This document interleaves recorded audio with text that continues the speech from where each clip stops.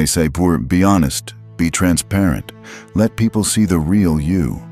But what they don't tell you is this: the more people know you, the easier you are to manipulate.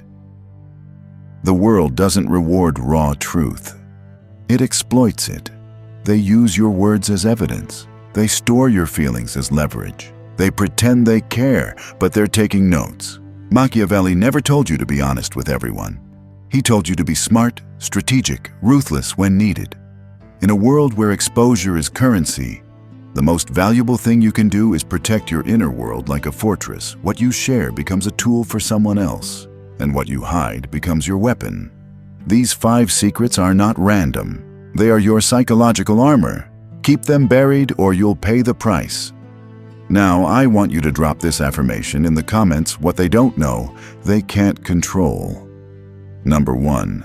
Never reveal how far you're willing to go. People are obsessed with your boundaries, not because they respect them, but because they want to know how close they can get before you break. The moment you define your limits, you give them a blueprint of your control panel. You say, "I'd never cut someone off." And they slowly start to drain your energy, test your patience, and push the edge, knowing you won't walk away. You say, "I'll never retaliate no matter what." And suddenly, you become the easy target. They act with arrogance, not courage. Because you already told them you won't fight back. That's not noble. That's exposure. And in a world ruled by strategy, exposure is suicide, see? People don't fear who's kind. They fear who's unreadable. They fear the one who smiles but leaves the consequences up to imagination. That uncertainty, it messes with people's heads. It keeps them in check. But when you define your breaking point, you hand them the exact coordinates to start chipping away at your self-respect. You make their job easy. Your boundaries stop protecting you and start guiding them. So stop explaining what you would or wouldn't do. Stop giving disclaimers. Let your silence be the warning. Let your unpredictability be the answer. You don't need to threaten anyone. You don't need to tell them what happens if they cross you. That's emotional weakness disguised as communication. Real power is when they think twice before disrespecting you. Not because you've made a scene before, but because they have no idea what you're capable of. That's the kind of fear that keeps people cautious. Not terror, uncertainty.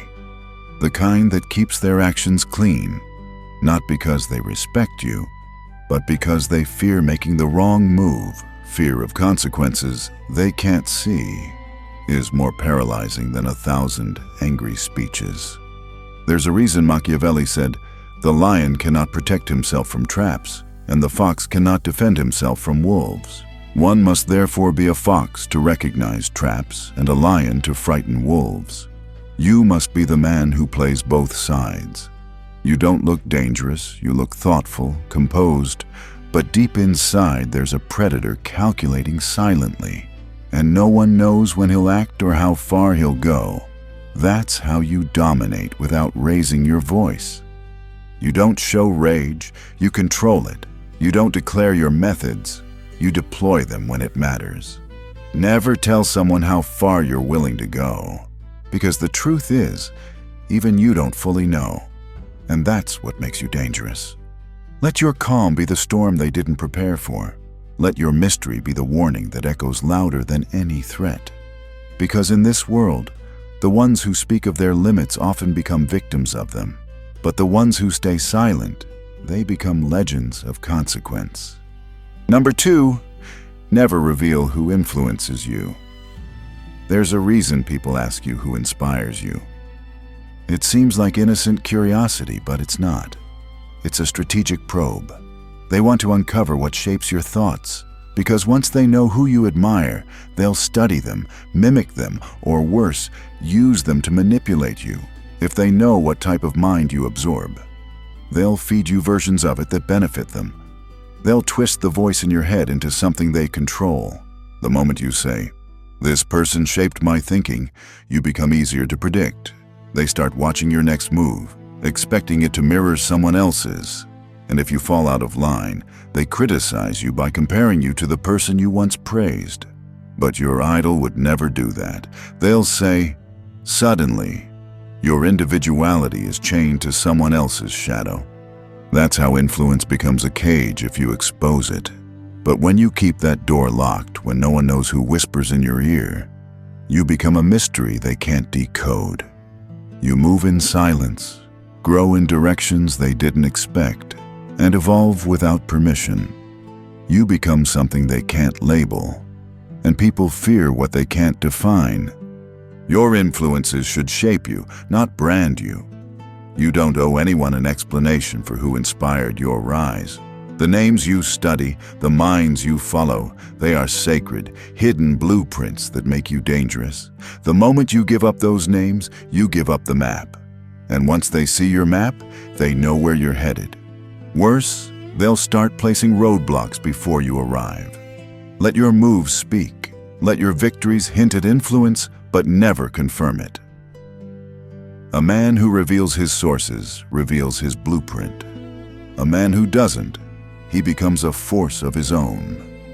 Machiavelli once said, "A wise man ought always to follow the paths beaten by great men, and to imitate those who have been supreme." And he was right, but he never said to broadcast which paths you're walking. That's where most people fail. They confuse influence with identity, and when their idols fall, so do they. You can learn from everyone and still belong to no one. That's real power. Quiet influence absorbed in silence, applied without credit. That way, if you're ever questioned, you don't owe answers. You become the original. You become the source. And here's the truth. Most people never learn. Once they can name your influences, they can imitate your power. But if they can't trace your roots, they can't replicate your tree. They see the fruit, they feel the shade, but they have no idea how deep the roots go. And that's the kind of man they fear. A man whose mind has been sharpened in the dark by voices they'll never hear. Number 3, never reveal your daily habits. Your daily habits are windows into your mind. And the moment someone sees the pattern, they start building traps. You think routines are harmless, a sign of discipline, proof that you're focused. But discipline, when exposed, becomes a roadmap. And roadmaps are made to be followed, intercepted, or hijacked. The more visible your structure is, the easier it is for people to manipulate you. You post that you run every morning at 6 o'clock. Now they know exactly where you'll be and when you're mentally locked into routine. You always check your phone late at night. Now they wait until you're tired to send messages that provoke, distract, or manipulate. The very structure you built to become stronger turns into a script they can exploit. That's not efficiency. That's vulnerability disguised as consistency. Understand this. Predictability is a weakness, especially in a world where attention is currency and distraction is a weapon. When people know your rhythm, they'll sync with it, not to support you, but to sabotage you. They'll call when you're most available. They'll argue when you're most tired. They'll show up when your guard is down. Not because they're smart, but because you gave them the code. There's a reason shadows exist. Movement without pattern, activity without trace. Your habits should be private. Your schedule should be unpredictable. You can be consistent without being obvious. Wake early today, sleep late tomorrow. Train in silence. Respond when it's least expected. Move like static. Always active, never readable. Let them try to track you and fail. Let your absence feel calculated. Let your silence feel strategic.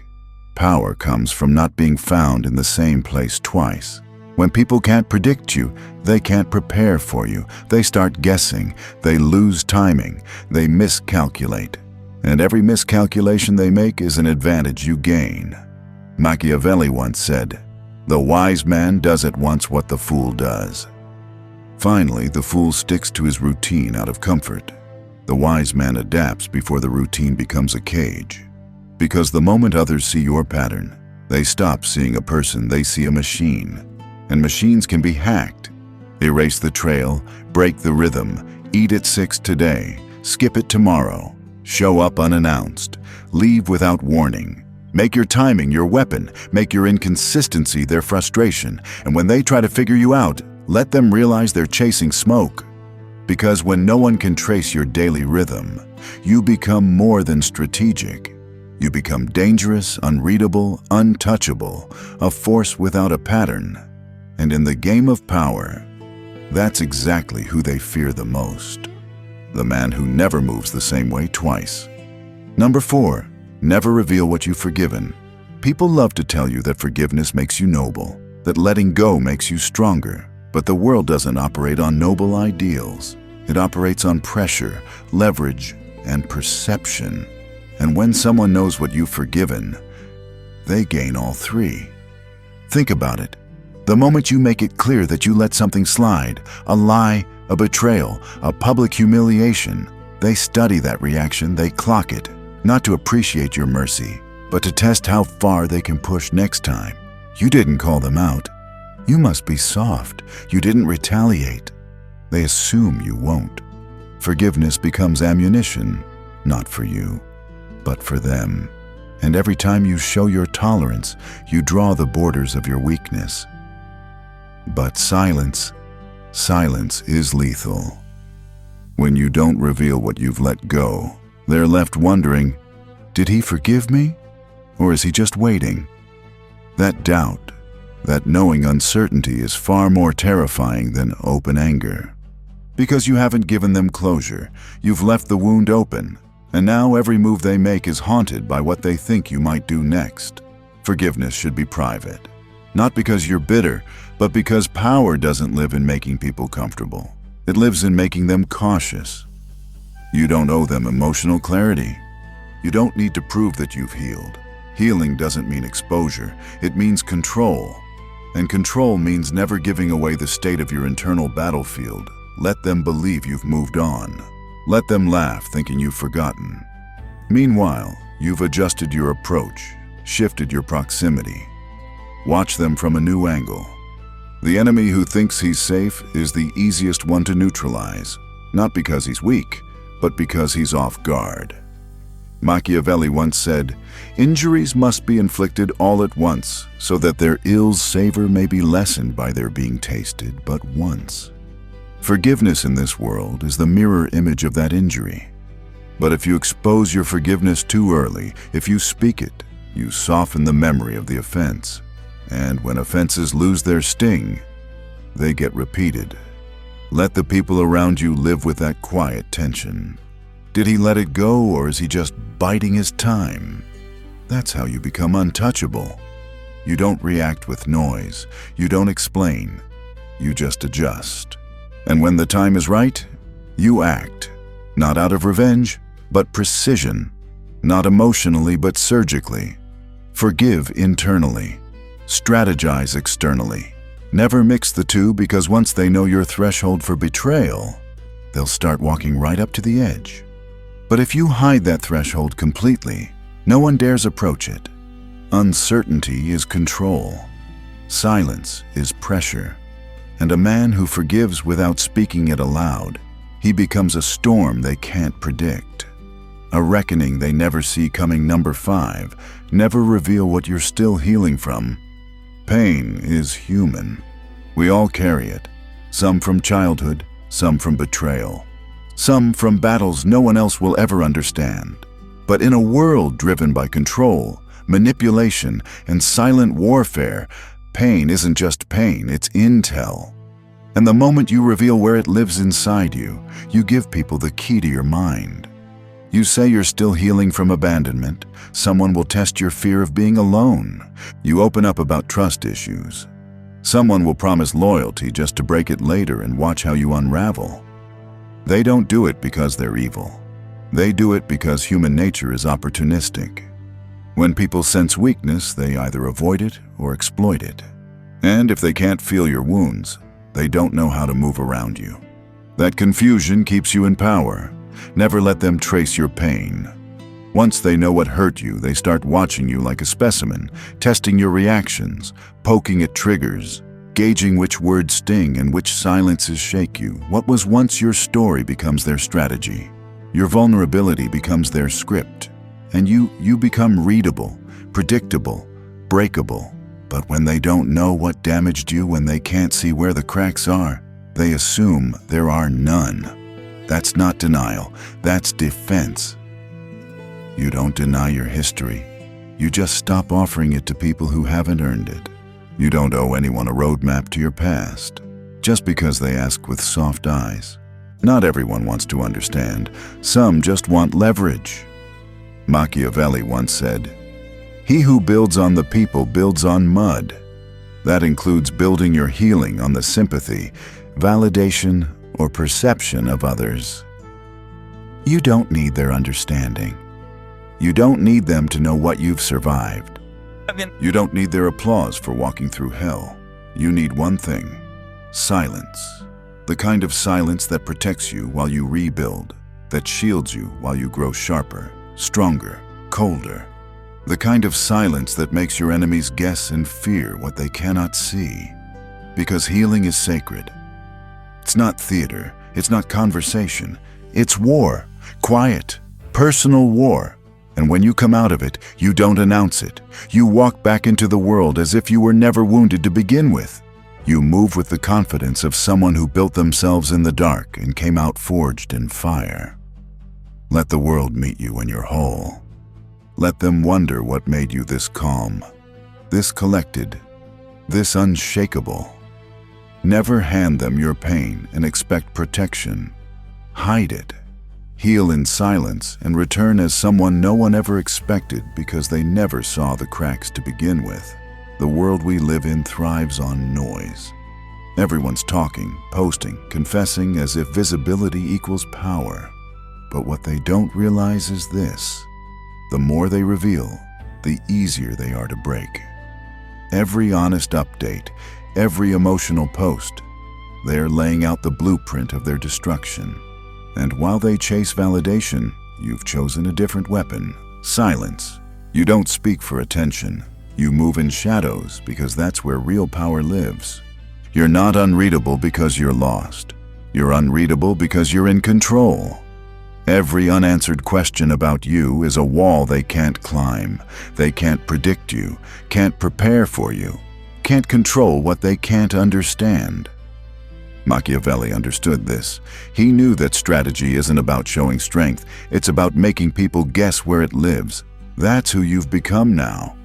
A ghost in the room, a storm behind calm eyes. They'll see you smile and never know what it means. They'll hear your silence and feel pressure they can't name. They'll try to understand you and fail.